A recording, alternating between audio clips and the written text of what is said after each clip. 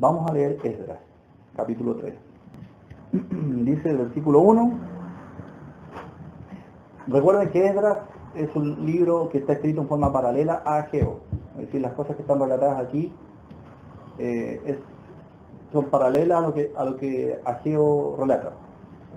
Son complementarias. Dice el verso primero. Cuando llegó el mes séptimo, nuevamente estamos en este mes, y estando los hijos de Israel ya establecidos en las ciudades, aquí podríamos abrir y decir en sus casas artesonadas, bien preparaditas y corriendo sus casas, ¿sí? Se juntó el pueblo como un solo hombre en Jerusalén, en el mes séptimo, después del primer mensaje de Ageo. ¿Ah? Entonces se levantaron Jesúa, hijo de Josadac, y sus hermanos los sacerdotes, y Zorobabel, hijo de Salatiel, y sus hermanos, y edificaron el altar de Dios de Israel para ofrecer sobre él holocaustos. Es decir, en este primer día del mes séptimo, en el día de la fiesta de la trompeta, ellos ofrecieron sacrificios y holocaustos, como está escrito, dice, en la ley de Moisés, y edificaron un altar. Recuerden que ellos no tenían templos, por tanto tenían que tener un altar donde ofrecer sacrificios. Y colocaron el altar sobre su base, dice el verso 3, porque tenían miedo de los pueblos de las tierras, y ofrecieron sobre él holocaustos a Jehová, holocaustos por la mañana y por la tarde. Celebraron asimismo la fiesta solemne de los tabernáculos, como está escrito, y holocaustos cada día por orden conforme al rito, cada cosa en su día. Es decir, en estos pocos versículos relatan ya los 15 primeros días del mes. Es más, 20 primeros días del mes dice que celebraron la fiesta de los tabernáculos.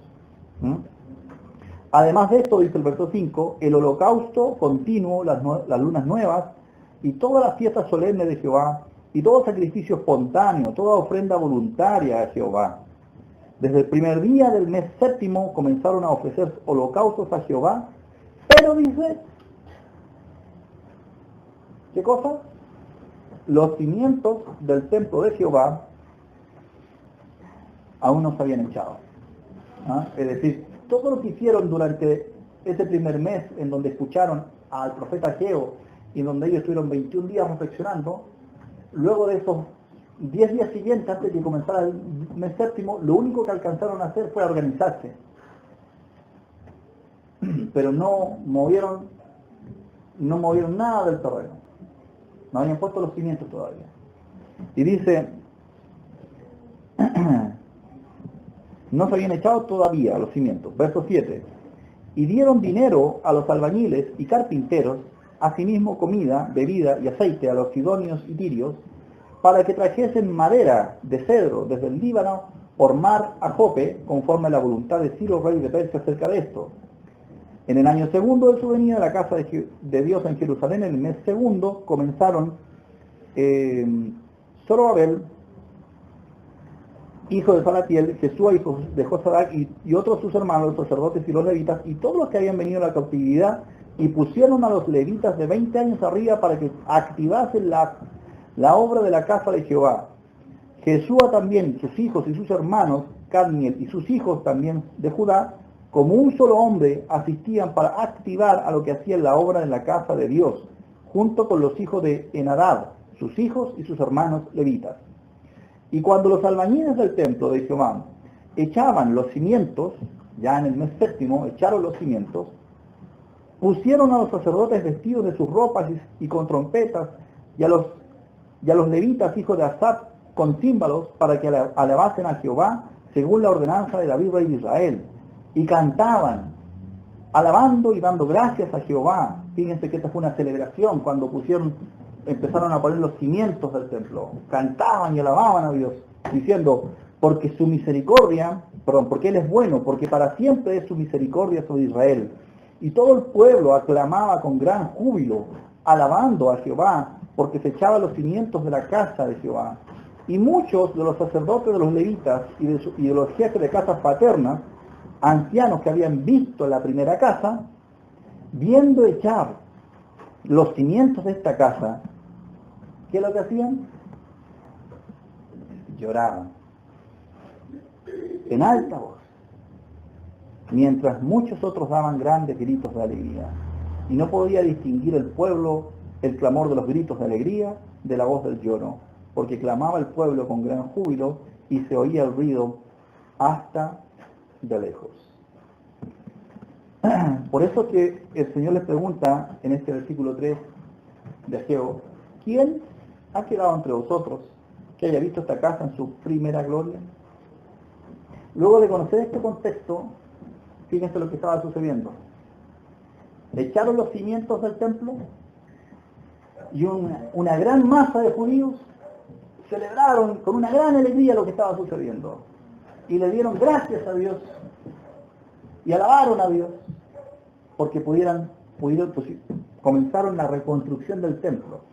Sin embargo, había unos poquitos ancianos de edad que habían visto la gloria del templo anterior y cuando vieron que estaban poniendo los cimientos de este nuevo templo, se pusieron a llorar con gran llanto y tristeza de sus corazones.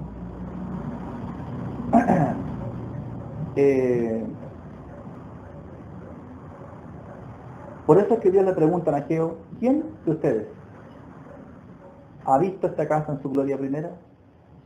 Porque habían personas que vieron lo que habían perdido y lo que estaban construyendo ahora. Era algo que ya venían pensando los más viejos entre ellos. Y este segundo mensaje de Ageo va particularmente dirigido a esos, a aquellos judíos más antiguos que vieron la gloria maravillosa del templo antiguo, que fue destruido hasta los cimientos, y estaban viendo lo que se iba a construir ahora. Que a ojos de ellos era algo muy pequeñito comparado con lo que había. Y tuvieron una gran tristeza en su corazón, porque sabían que nunca más iban a poder recuperar aquella gloria del templo original.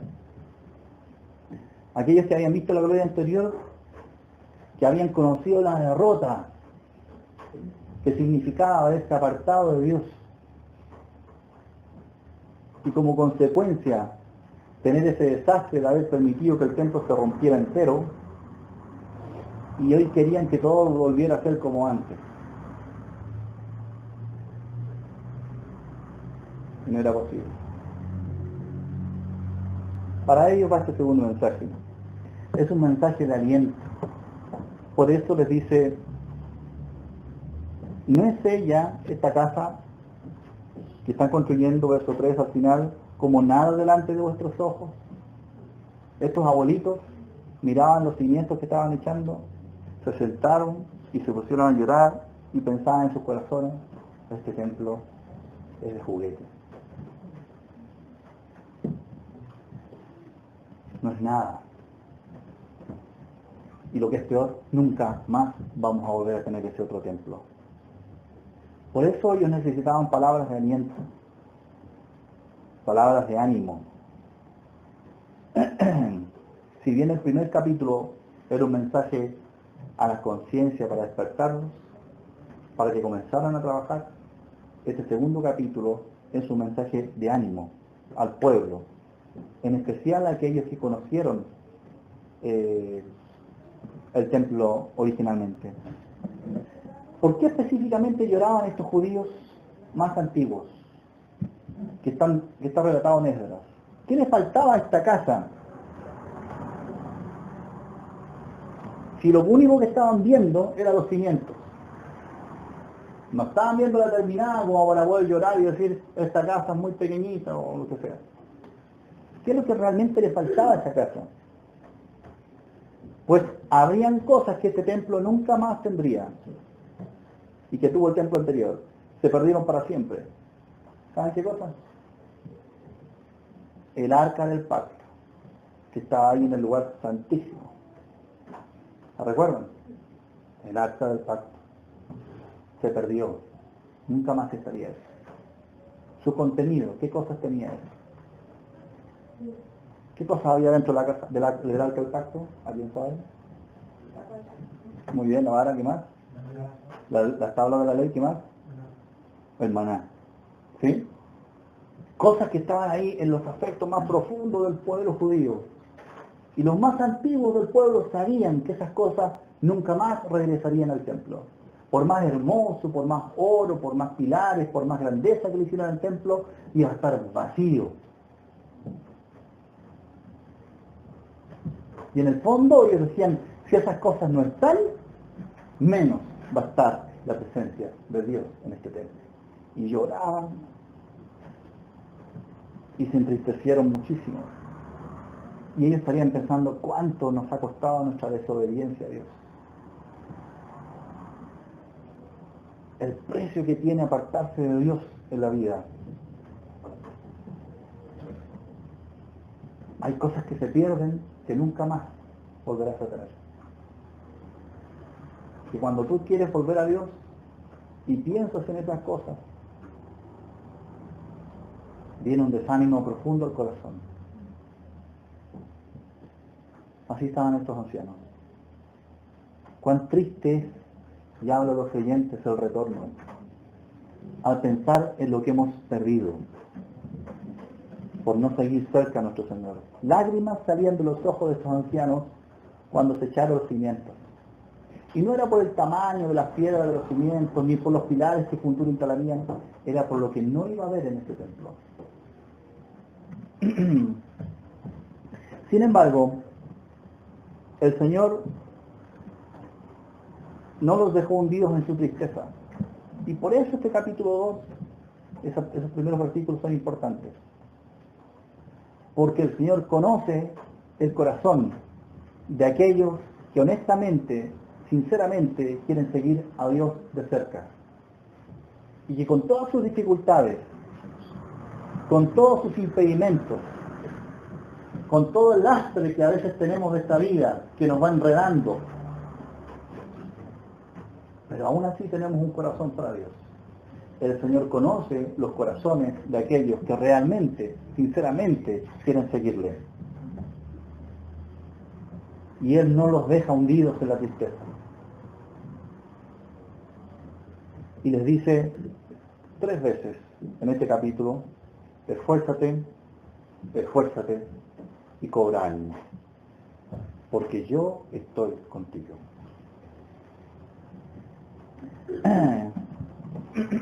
Y para eso les cita el pacto original. Les leo, dice en el versículo 4, pues ahora, Zorobabel, ¿qué les dice? Esfuérzate. Estás triste, pero esfuérzate. Sé que faltan cosas que nunca más van a estar en este templo, pero esfuérzate. También le dijo a Josué, esfuérzate también, Josué.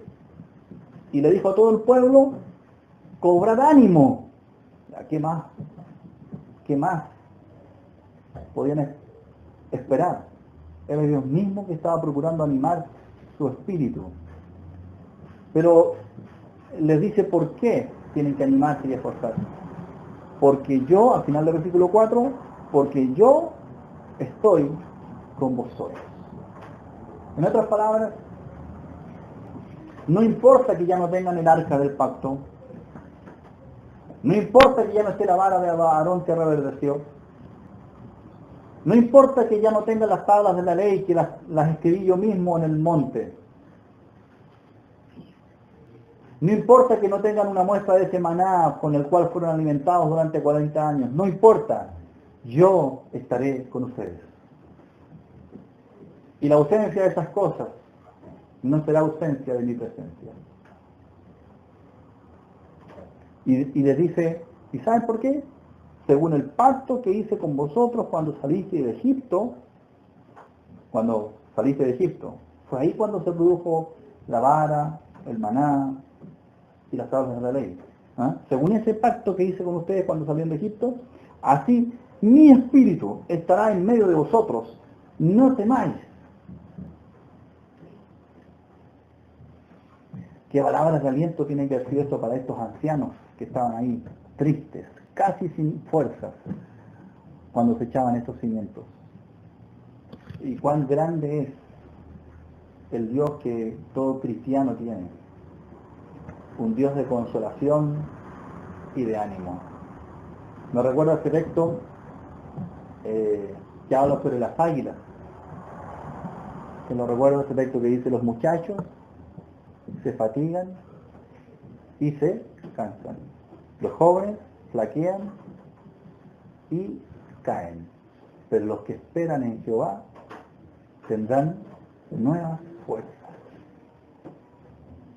Levantarán alas como el águila, dice. ¿Ah? Realmente tener al Señor en la vida de un hijo de Dios, así de presente, entrega fuerza y ánimo al corazón cansado. Dijo el Señor a sus discípulos, en varias ocasiones utilizó estas palabras: tened ánimo, yo soy. O cuando le dijo a la mujer sanada de flujo de sangre, ¿se acuerdan? Que se acercó, tenía 12 años de enfermedad, se acercó sigilosamente por un costado para ver si, como decimos los chilenos, pasaba piola, ¿ah? Y tocó el borde del manto del Señor y sintió que su enfermedad había sido sanada, había parado el flujo de sangre de su cuerpo. Y el Señor se detuvo entre medio de la multitud y pregunta: ¿quién me ha tocado? Sus discípulos se extrañan, creen que el Señor está haciendo una ironía. Señor, si todo el mundo te aprieta, te toca, y tú dices: ¿quién me ha tocado? Sí, porque yo he sabido que poder ha salido de mí. Y la mujer se sintió expuesta, descubierta, y el Señor le dice esas palabras que tanto necesitamos los creyentes muchas veces: ten ánimo, hija, ten ánimo.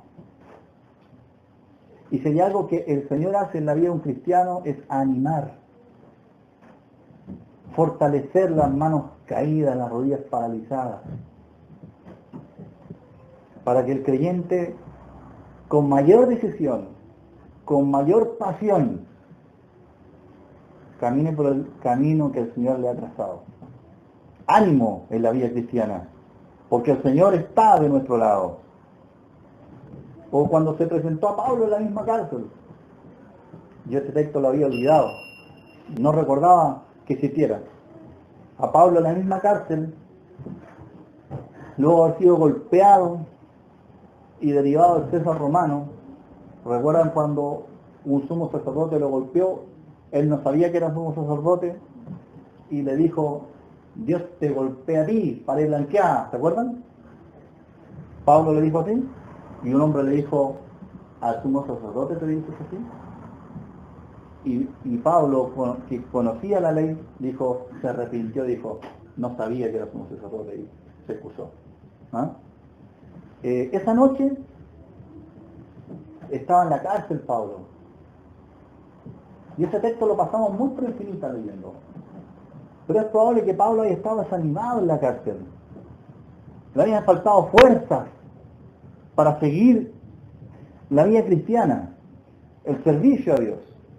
Y dice que esa noche el Señor se le presentó y le dijo dos palabras a Pablo: ten ánimo, ten ánimo. Yo no sé qué cosas estás atravesando en tu vida, ni por cuánto tiempo las llevas atravesando. No sé cuán difíciles o cuán fáciles, ni cuánto es la aflicción que hay en tu corazón, o cuánto te has cuestionado el seguir la carrera cristiana. Pero el Señor ahí desde lo profundo de tu ser te dice: ten ánimo. No claudiques en la búsqueda de mi presencia, en seguir mi camino. Y uno de los mensajes finales que les entregó a sus discípulos, el Señor estando aquí en la tierra, les dijo: estas cosas os he hablado para que en mí tengáis paz. En el mundo tendréis aflicción, pero confiad, le dice, yo he vencido al mundo.